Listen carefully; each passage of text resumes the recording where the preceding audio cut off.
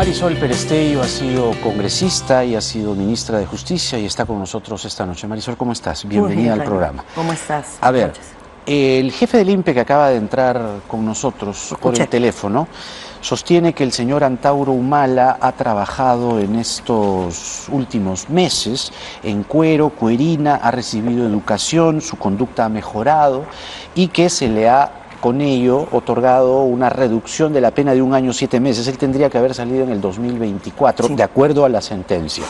¿Ha sido, a tu criterio, como exministra de Justicia, una decisión acertada, apegada al derecho, o esto más bien podría ser una maniobra desde el gobierno? Si alguna maniobra del gobierno no ha sido, que hay un montón, no ha sido para este tema. Acá hay pena cumplida, eso es un tema de números, cuantitativo, cualitativo podemos discutirlo, sí, pero de números, este tipo de beneficios es un beneficio que no es supervisado por el juez, porque es cómputo de plazos, es contar trabajo y estudio, y dependiendo del delito, si es 7 por 1 o 5 por 1. A él se le aplica por secuestro 7 por 1 y por redención 5 por 1. Entonces es la ley, y la ley a veces puede no gustarnos, pero si nosotros fomentamos que no se cumpla cada vez que no nos guste, gente como la que hoy tenemos en el gobierno usa esa fragilidad institucional contra el país. Hay que defender la seguridad jurídica siempre. Cuando nos gusta es fácil, cuando no nos gusta es más difícil, pero es lo correcto. Es decir, estos 17 años, 7 meses y 14 días que ha cumplido el señor Antauro Humala y que se ha decidido, o se ha comunicado la decisión a través del INPE, es algo certero, justo y no hay discusión alguna. Jaime, en febrero, cuando salió la primera vez, cuando él hizo el primer pedido y fue público, yo estudié los números sobre la base de los tipos penales que se le habían aplicado y el cálculo era que salía en julio.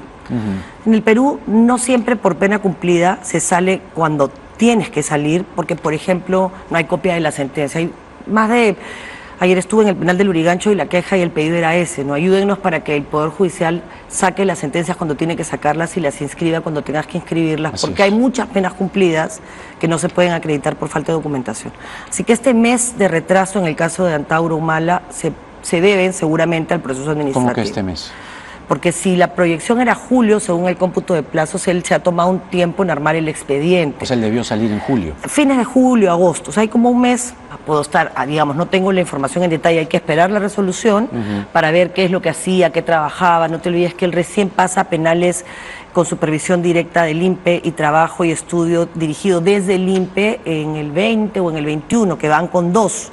Él antes estuvo en el penal militar, donde también puede haber hecho cosas y en algunos casos se pueden haber remitido al INPE. O sea, el INPE ha hecho su trabajo y no sería justo que se responsabilizara ni al director del penal, que hay que tener mucho valor para aplicar la ley en este país, sobre todo cuando se trata de una persona que hay que combatirla, pero hay que combatirla ideológicamente, con las ideas, no abusar del derecho. Claro. Esa no debería ser la técnica que usáramos los demócratas.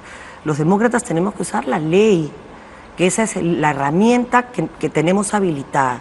No manipularla, no usarla a nuestro antojo, ¿no? Bueno. Hay gente que está diciendo cosas que no son ciertas, ¿no? Que esto tiene control judicial. Hay tipos de libertades que tienen control judicial, no la del cumplimiento de pena. El cumplimiento de pena es administrativo, lo revisa el INPE y una junta calificadora especial. Y cada dirección en cada penal. O sea, por eso cuando el ministro antes, ahora premier, decía, no vamos a permitirlo, me provocaba decirle, ¿tú qué vela tienes en este entierro? ¿No? O sea, no es tu tema, lo ve el director, respeta las instituciones. Y eso es lo que creo que correspondería, no ser tan ligeros, sobre todo los que tenemos la responsabilidad de informar con la verdad, de opinar sobre la base de lo que políticamente nos parece correcto. A mí no me agrada que haya salido Antauro Humala, pero sí me agrada que se respete la ley. Es lo único que tenemos. Lo justo. Nos guste. No sé si es lo justo, es lo jurídicamente correcto, claro, es la ley. Pues. O sea, justo hablo no desde el punto de vista político, justo hablo desde el punto de vista jurídico. Y miren qué bien está trabajando el sistema de justicia cuando lo dejan trabajar, porque lo que ha pasado hoy también con que se hayan acogido me parece súper bueno, a la colaboración eficaz, dando herramientas importantes, que eso ha significado 36 meses de prisión preventiva. Eso es la justicia cuando la dejamos trabajar. Y creo que es lo que hay que exigir, que la justicia funcione y funcione para todos y para todas por igual, ¿no? Claro. Y además decir algo que sí no es preciso, ¿no? Solo hay oferta para redención por trabajo o estudio para el 50% de los presos en el Perú, porque no hay logística. El sistema penitenciario está declarado en emergencia del 2017, Jaime. Lo sé porque la declaramos en emergencia cuando yo era ministra. Claro. Y en el 21, el Tribunal Constitucional declaró un estado de cosas inconstitucional en las cárceles del Perú. Cada vez que nosotros hablamos de un emblemático, nos olvidamos que hay otras 70 y tantas mil personas privadas de libertad que necesitan que se aplique la ley para que después les podamos exigir a ellos una conducta acorde a la ley y no a lo que se nos ocurre, ¿no? Si no, no hay países civilizados. Ahora, desde el otro flanco, la otra tribuna, la política. Ahí estoy furiosa. Tú no puedes, digamos, evitarla porque claro que no. Eres política, vienes de una cantera demócrata cristiana. Y esto, ¿cuánto puede alborotar, mover, revolver, cambiar el escenario político actual? Si cometemos la torpeza que hemos cometido todo este año de no racionalizar las cosas, puede incendiar el país, porque hay mucha más injusticia en el sector que asusa a Castillo de la que quisiéramos entender. 9 de cada 10 presos en el Perú no han tenido defensa privada, Jaime. O sea, imagínate qué mal, o sea, la cárcel es un lugar donde la mayoría son pobres y no han podido defenderse. No te digo que sean inocentes. La mitad son procesados, o sea, ni siquiera tienen sentencia. Claro. Y nos olvidamos de una situación de país. Encima ni siquiera tienen acceso a trabajo, a estudios, porque no hay capacidad logística. Entonces, políticamente tendríamos que enfrentar esto con seriedad, Jaime. Pero yo me refería políticamente, ya sácalo a Antauro de la cárcel, porque ya el INPE lo ha sacado. Ya tocó. Claro. Entonces, estamos ahora, martes. Antauro, el martes sale. El lunes, dependiendo de según el jefe del INPE, ¿no? Debería ser, mira, si la justicia funcionaria dice mañana, pero ok, será lunes o martes. No, dice a más tardar, o sea, puede ser sábado, lunes. Ideológicamente. A eso voy. Esto es lo que toca, a él, a Bellido, a Bermejo, al presidente. Bellido, que te lo acabas de cruzar. Modales republicanos. Así es, y control, como debe ser. Control.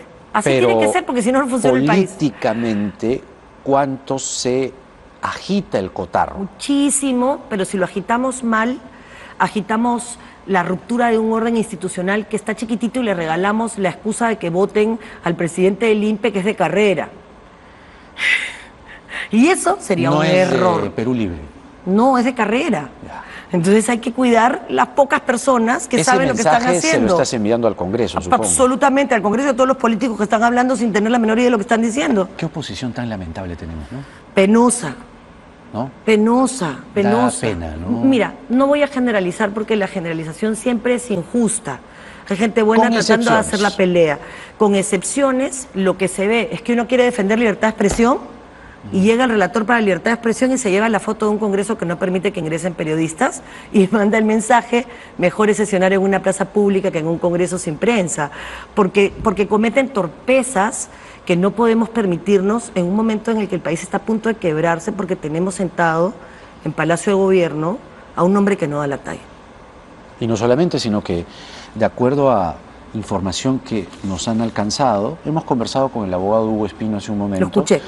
Y él dice que ha entregado información muy valiosa. Si no, no lo estarían soltando. Muy valiosa. Entonces, lo que él está señalando es, o habría sido, digamos, para situar las cosas preliminarmente. Para evitar querellas. Que habría un conducto, digamos, de dineros que habrían llegado hasta la señorita Paredes. ¿Y de ahí previo al alcalde Anguía, entonces, pero no sabemos más allá. Entonces, la audiencia de la señorita Paredes es el domingo. Y el alcalde de Anguía. Entonces, en la audiencia vamos a escuchar todo esto que podría eventualmente confirmarse. Mira, yo creo que políticamente la situación está en un momento en el cual ya la pelota está totalmente en la cancha del Congreso. O sea, yo creo que hay pruebas suficientes, no para hacer un juicio con una sentencia, porque eso no le corresponde al Congreso, pero sí para políticamente tomar una decisión. Lo que falta son los votos, porque hay incentivos perversos. Y lo que hay que hacer es decirlo. Si vamos a un nuevo proceso electoral, más o menos los partidos reciben 74 millones, un poco más por financiamiento público, y lo pierden, ¿no? Claro. Y eso es un incentivo perverso. Entonces hay que preguntarles a los partidos por qué no apoyan un adelanto de elecciones, que puede ser una salida democrática, sin sangre, en la cual transitemos. Pero después de lo de Aníbal Torres ayer, cogiendo uno a uno declaraciones recientes, del pasado reciente, simplemente se evaporó. Y el discurso final fue: tú asusas, tú asusas, tú asusas, yo asuso, todos asusamos, todos nos quedamos. Listo. Siguiente tema, por favor. Sí. Eso fue. En resumen, Aníbal Torres ganó.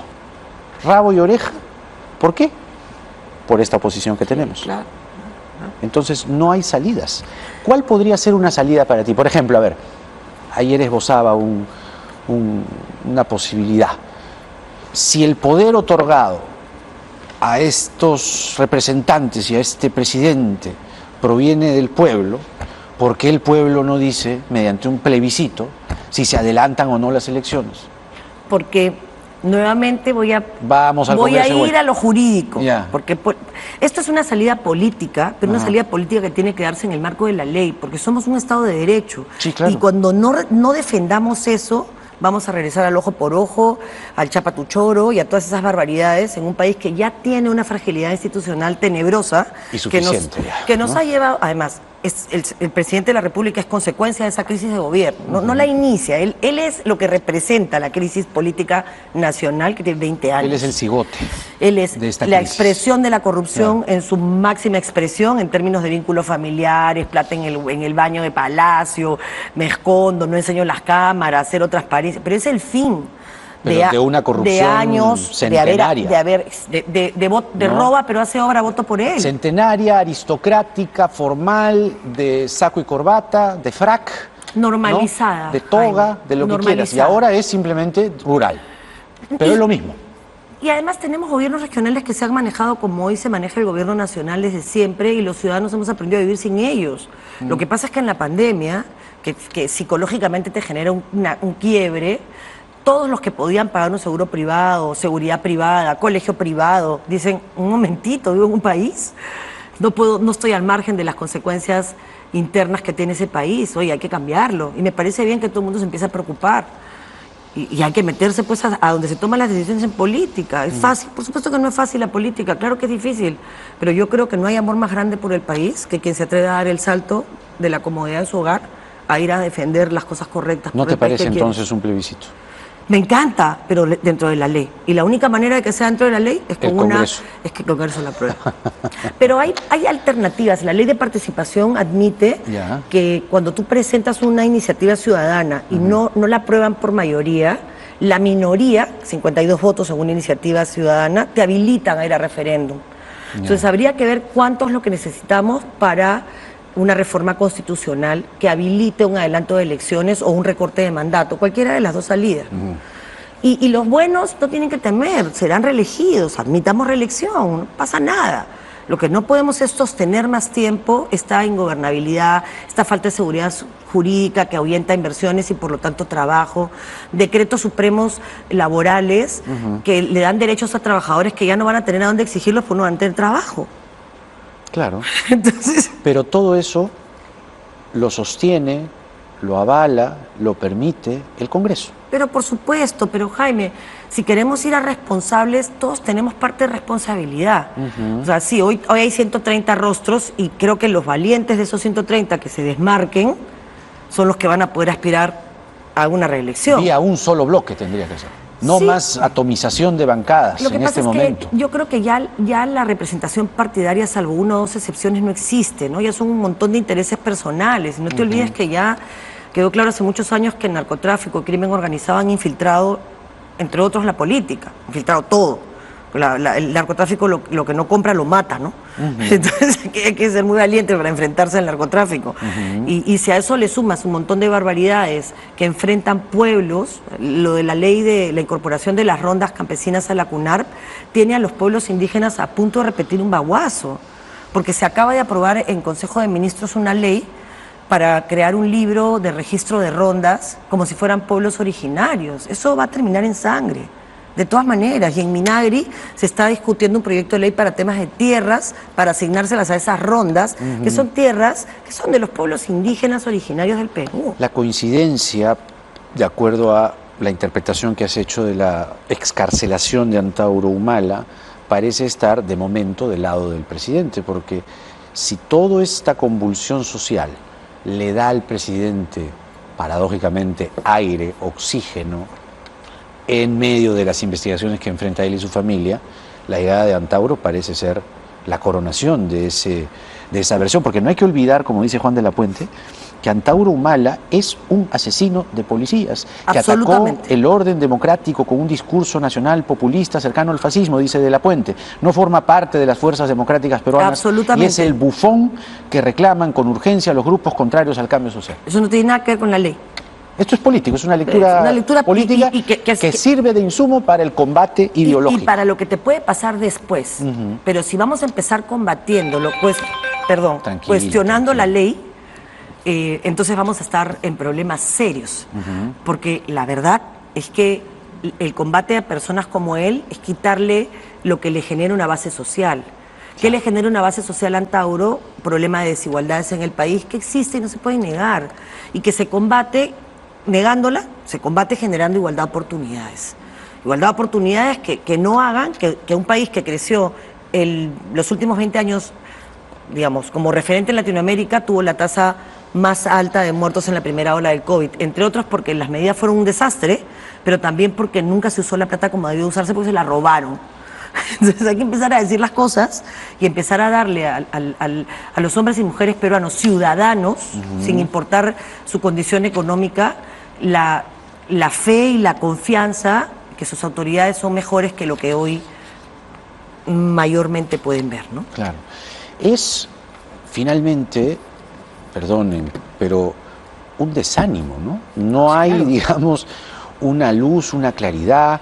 Los liderazgos han desaparecido, están a merced de intereses subalternos, de lobbies particulares. Me refiero al Congreso, porque muchas veces, no todos, se hace un juicio tan solo del presidente, y acá lo hacemos voluminosamente. Pero no nos olvidamos del Congreso, porque allí está el centro de lo que podría resolverse o no, y no les da la gana, no Jaime, quieren. Pero revisa qué cosa es lo que no se ha legislado en los últimos 15 años, que eran las lavanderías de siempre. Universidades, no todas, pero universidades, cooperativas, minería ilegal. Siempre han habido grupos de infiltrados en el ejercicio del poder para mantener privilegios, Jaime. Y lo que tenemos que hacer los partidos políticos, empezando, pero también los ciudadanos, es asumir responsabilidad de lo que hoy le pasa al Perú. Hoy nos pasa eso porque hace 2 o 3 días han puesto la primera piedra en La Hollada, en Cabitos, donde hubo un horno y se cremaron a peruanos para desaparecer los huesos. Sentencia escrita, presos. Y un montón de gente que no tiene la menor idea de lo que está hablando, te ruquea otra vez. Entonces, ¿qué haces? Vuelves a partir a un país por ignorancia. Y no sientes ni compasión ni solidaridad por familiares que hoy todavía siguen buscando restos. Claro. Entonces yo creo que esos que dominan cierta escena, ¿no? Te van a decir caviar. Ay, ¿no? a mí me da igual. Y sale de nuevo el fascista, terruco, proterruco, ¿no? Mira, la verdad es que digan lo que quieran, mira. Estamos en esa nube de palabras completamente absurdas que lo único que hacen es demoler el razonamiento político, el razonamiento ideológico, la discusión sana en una mesa, a pesar de que discrepes.